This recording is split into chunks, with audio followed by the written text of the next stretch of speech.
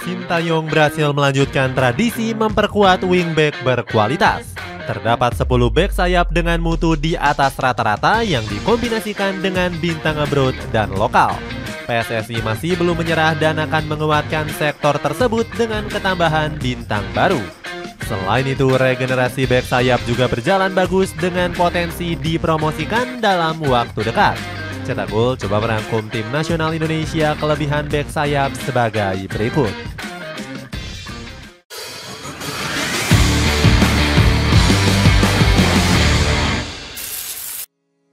Tradisi memperkuat wingback di era Sintayong. Timnas Indonesia memang sudah dikenal punya tradisi melahirkan bek sayap berkualitas. Era tersebut sudah dimulai sejak zaman Muhammad Nasuha, Zulkifli Syukur, dan Ismet Sofyan. Ketiganya selalu menjadi sorotan publik tanah air berkat kemampuan dan prestasi hebatnya. Sebut saja Muhammad Nasuha yang dikenal sebagai bek sayap anti mengeluh dan tahan banting. Bagaimana tidak, bek kiri kelahiran Serang ini pernah kedapatan tetap bermain meskipun kepalanya bocor. Selain itu, Zulkifli Syukur juga dikenal sebagai bek sayap yang punya pergerakan seperti hantu. Keuntungan ini dimanfaatkan sebaik mungkin oleh Sintayong untuk bisa melanjutkan tradisi. Alhasil di era saat ini sektor bek sayap masih didominasi oleh para pemain bintang yang lahir di Indonesia. Asnawi Mangkualam dan Pratama Arhan masih menjadi tumpuan utama skuad Garuda. Keduanya sukses mengantarkan timnas Indonesia meraih berbagai prestasi yang cemerlang. Regenerasi bek sayap timnas Indonesia juga sangat bagus dengan gacornya para pemain di Liga 1. Ricky Fajrin dan Fajar Faturrahman bahkan pernah masuk dalam best starting di musim lalu. Statistik keduanya memang sangat memukau bersama Bali United dan Borneo FC Samarinda. Fajar Faturrahman bahkan nyaris membawa Pesut Etam meraih gelar juara di musim lalu. Hebatnya, posisi wingback berbeda jauh dari striker yang kesulitan mencari pemain hebat. Gak heran Sintayong kerap mengakali hal tersebut dengan mencari pemain yang serba bisa. Wingback kiri, Calvin Verdong. Cara Sintayong ini bisa terlihat saat dirinya menaturalisasi Calvin Verdong. Pemain berdarah Aceh ini sudah mencuri perhatian sejak awal debutnya menghadapi timnas Filipina. Di laga itu, Verdong tampil memukau sehingga mendapatkan banyak pujian. Salah seorang pengamat yakni Binder Singh mengatakan Verdong punya nafas yang luar biasa. Gila ini pemain larinya. Coba cek paru-parunya ada berapa. Permainannya mengingatkan saya kepada legenda Real Madrid yakni Roberto Carlos, ucap Bung Binder. Omongan Bung Binder bisa terbilang wajar karena Verdong punya keahlian yang sama dengan Roberto Carlos. Bek 27 tahun ini dikenal piawai dalam mengeksekusi bola-bola mati. Selain itu, Verdong juga punya kemampuan sepakan kaki kiri yang sangat mematikan. Hal ini membuatnya punya keseimbangan dalam bertahan maupun menyerang. Gak heran Verdong selalu menjadi pilihan utama di Nijmegen. Saking pentingnya XFC 20 ini sampai mendapatkan perpanjangan kontrak baru hingga 2028. Di sisi lain, Verdong kembali dipercaya Sintayong saat Indonesia menghadapi Arab Saudi. Saat itu, sang pemain ditempatkan di posisi bek tengah untuk menggantikan Justin Hubner yang absen. Hebatnya, pemain kelahiran Dordrecht ini sukses tampil solid dan mendapatkan banyak pujian. Dirinya sampai dijuluki sebagai Dani Carvajal Indonesia oleh para fans. Shane Patinama. Kemudian ada nama Shane Patinama yang sudah dinaturalisasi sejak bulan Juni 2023. Pemain kelahiran Lelystad ini merupakan bek kiri pertama yang dinaturalisasi oleh Sintayong. Saat diberikan tawaran, Shane Patinama mengaku senang dan gak bisa berkata-kata. Ketika saya masih kecil, ayah selalu bercerita bagaimana dia dibesarkan di Semarang. Betapa indahnya Semarang dan Indonesia. Mimpinya adalah melihat saya membela Indonesia, ucap Shane Patinama. Di awal kiprahnya bersama Garuda Nusantara, Patinama sempat menjadi pilihan utama. Namun posisinya harus rela tergeser setelah melimpahnya saingan di posisi inti. Walaupun begitu, mantan pemain Viking FK ini mengaku nggak terlalu mempermasalahkan hal tersebut. Dia siap bersaing dan akan berjuang penuh apabila diberikan kesempatan. Ini sudah dibuktikan saat Patinama diberikan kesempatan memulai dari babak kedua kontra Arab Saudi. Saat ditunjuk, dia berlari dengan semangat dan sumringah untuk memasuki lapangan. Tenaga Patinama sendiri masih sangat diperlukan oleh pelatih Sintayong, sebab pemain kelahiran 26 tahun ini masih menjaga performa konsistennya di Liga Eropa. Seperti diketahui, Patinama saat ini membela Kasiopen yang musim ini terdegradasi ke kasta kedua Belgia. Meski begitu, sang pemain masih konsisten untuk mendapatkan menit bermain. Nathan Chuaon.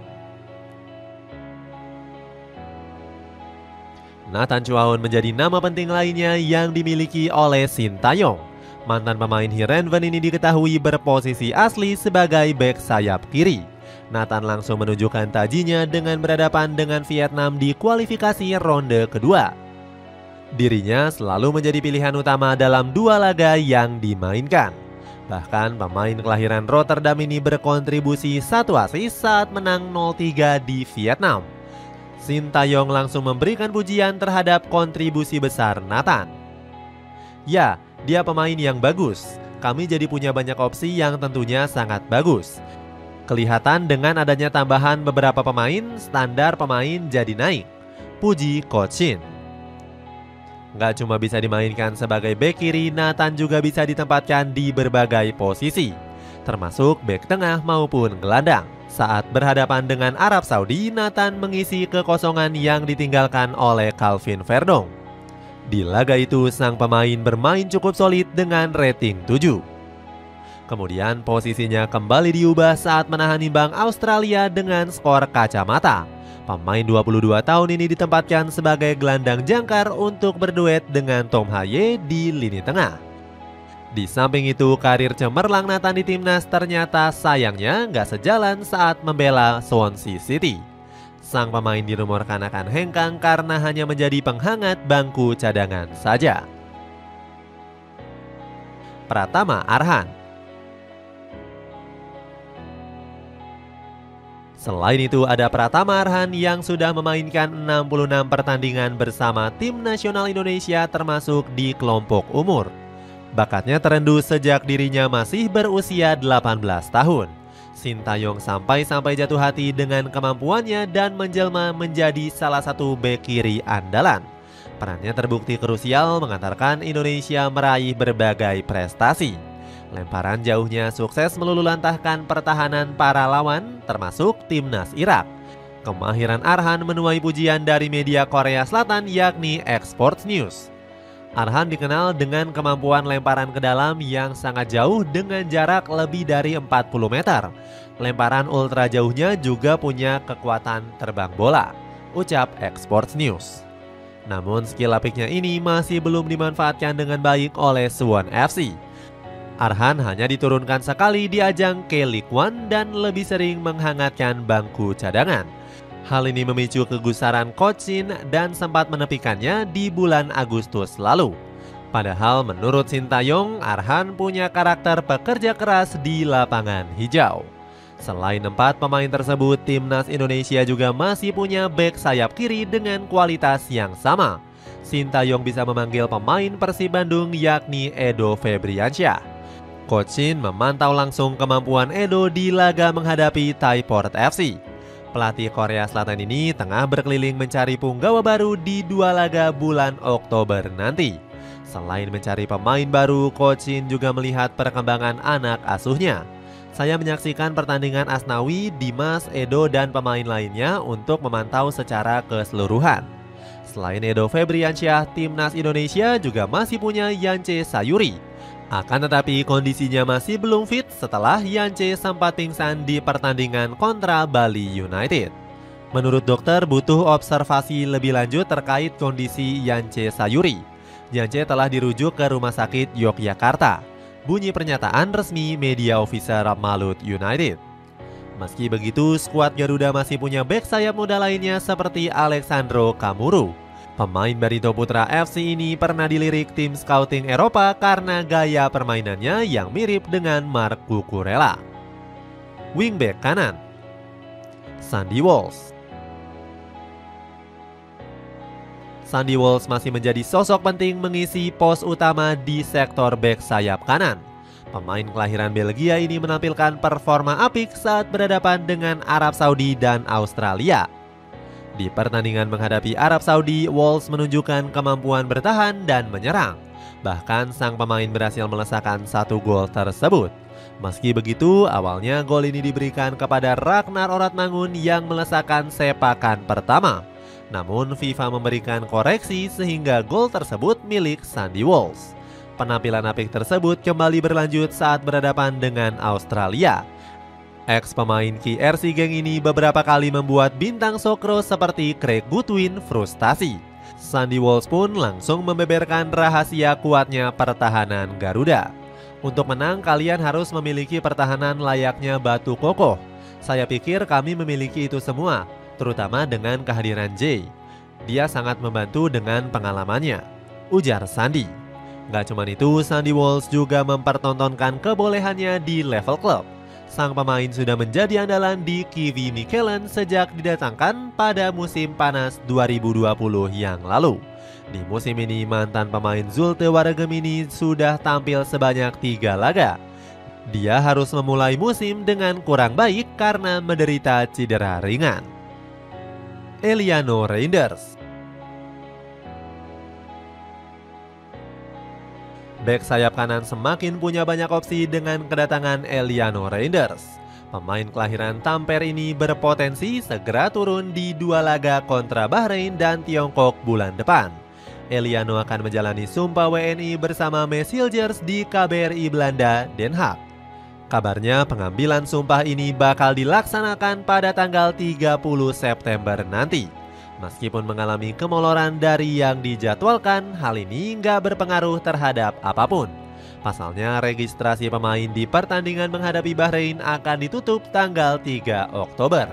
Jika prosesnya lancar, Eliano bisa menambah kekosongan timnas Indonesia di berbagai sektor. Transfer Market menunjukkan dia bisa bermain di posisi gelandang serang maupun bek sayap kiri. Kebolehan Eliano di segala posisi ini sudah dibuktikan saat membela Blauw Wingers. Sang pelatih Johnny Jensen gak sungkan-sungkan mempercayainya bermain dalam 5 laga Eredivisie. Oleh sebab itu, adik dari Tijani Reinders ini bisa jadi opsi Sintayong karena belum ada pemain yang sefleksibel dirinya. Asnawi Mangkualam Bahar. Setelah 3 tahun berpetualang ke Korea Selatan, Asnawi Mangkualam memutuskan melanjutkan karirnya di Thailand. Pemain kelahiran Makassar ini bergabung ke Thaiport FC. Keputusan Asnawi untuk hijrah sempat menuai kritikan pedas. Menurut Justinus Laksana, hijrahnya Asnawi ke klub Asia Tenggara sama dengan menyia-nyiakan bakatnya. Thailand kan gak jauh beda dengan Indonesia. Semoga cuma 1 tahun di sana. Dia bisa pindah dan gua pengen dia main di Eropa, ucap Coach Justin. Kritikan itu nggak mempengaruhi performa Asnawi di atas lapangan. Nyatanya dia masih tetap tampil konsisten dengan menjadi andalan bek sayap Thaiport FC. Pada laga menghadapi Persib Bandung, Asnawi tampil solid dan mampu membawa Thaiport meraup 3 poin. Sebagai ganjarannya, sang pemain mendapatkan bonus 1,7 juta baht atau senilai 165 juta rupiah. Welber Halim Jardim.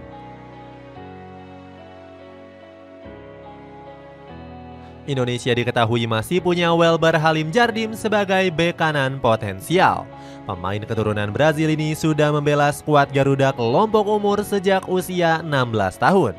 Halim Jardim merupakan salah satu pilar timnas Indonesia di Piala Dunia U17 lalu. Potensi besarnya membuat sang pemain promosi ke timnas Indonesia U20 asuhan Indra Syafri. Welber berkontribusi besar atas raihan juara Garuda di Piala ASEAN Cup U19 2024. Kehebatan Halim Jardim sampai membuat Roni Panganaman memberikan pujian. Ada pemain yang tampil luar biasa yaitu Welber Jardim. Ini pemain yang bagus. Dia memiliki visi bagus dan sering melakukan ancaman yang berbahaya. Puji Bung Ropan. Sayangnya peluang Welber untuk bermain di timnas senior mulai tertutup. Pasalnya pemain berdarah Banjarmasin ini baru saja mengabaikan panggilan dari Indra Syafri. Padahal namanya diikutsertakan di ajang kualifikasi Piala Asia U20 2025. Namun sampai saat ini Halim Jardim gak kunjung hadir hingga detik-detik pendaftaran berakhir. Awalnya berembus kabar kalau sang pemain gak diizinkan oleh klubnya yakni Sao Paulo. Akan tetapi rumor tersebut dibantah langsung oleh Indra Syafri. Secara prinsip Sao Paulo sudah mengizinkan Welber untuk bergabung. Tiket pun sudah dipesan, tapi dia tidak kunjung datang. Kami tidak ingin bergantung dengan satu atau dua pemain saja, kata Coach Indra. Dengan begitu, Indra Syafri sepertinya sudah menutup sepenuhnya peluang Halim Jardim untuk membela Indonesia U20. Nasib sang pemain hampir sama seperti yang dialami oleh Elkan Bagot. Pemain kelahiran Bangkok ini diabaikan Sintayong karena sempat menolak panggilan di kelompok umur 23 tahun. Selain nama-nama tadi, Indonesia juga masih punya opsi berkualitas yang lainnya. Sebut saja Wahyu Prasetyo yang bisa ditempatkan sebagai bek kanan dan sudah menunjukkan tajinya saat berhadapan dengan Australia. Bek dari Malut United ini menjawab keraguan dengan bermain solid dan kompak. Wahyu Prasetyo berhasil mencatatkan 75% akurasi umpan dan 3 kali ball recovery. Pemain berjuluk Hulk ini mendapatkan pujian dari Sintayong berkat penampilan apiknya. Dia lebih bagus dalam bertahan dan menjaga area pertahanan, kata Coach Shin. Kemudian masih juga ada nama-nama lain seperti Rio Fahmi dan Muhammad Ferrari yang bisa ditempatkan sebagai bek kanan. Kedua pemain ini menampilkan performa yang konsisten bersama Persija Jakarta. Keduanya juga sering dipanggil untuk menjadi andalan di berbagai kelompok umur. Salah satunya saat Indonesia bermain di Piala Asia U23 2024 yang lalu. Itulah ulasan timnas Indonesia yang kelebihan bek sayap. Bagaimana pendapatmu? Apakah para pemain yang disebutkan tadi akan membawa Indonesia semakin tangguh? Coba tulis pendapatmu di kolom komentar di bawah ini.